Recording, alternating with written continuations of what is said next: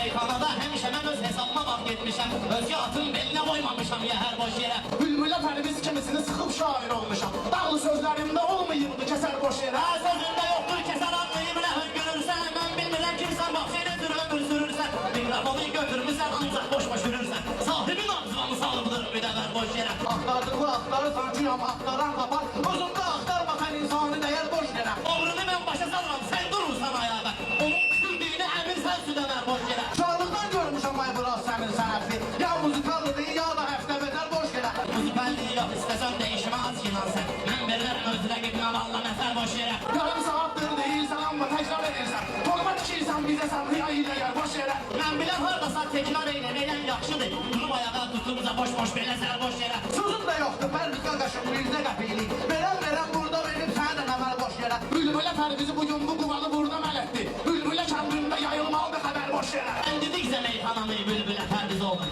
Mən adımın üstünə gətirmərəm ki zərər boş yerə. Mən adımın üstünə gətirmərəm ki zərər boş yerə.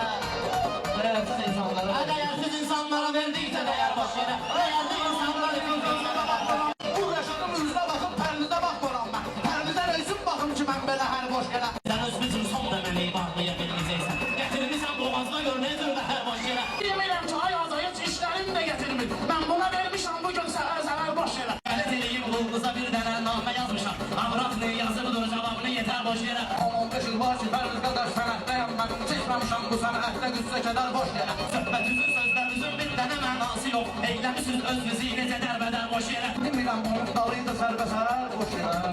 Dəyərsiz insanlara verdiysə dəyər boş yerə. Dəyərsiz insanları girdiyinə dəyər boş yerə. Bayağı dedim axırını amma demədim biletim. Nərdin gəlib olubdu sərbəsər sənin boş yerə. Mən həbis qıdalıram burada əlidən danışıram. Öldürür özlüyü yenə Osmanlıları ver boş yerə.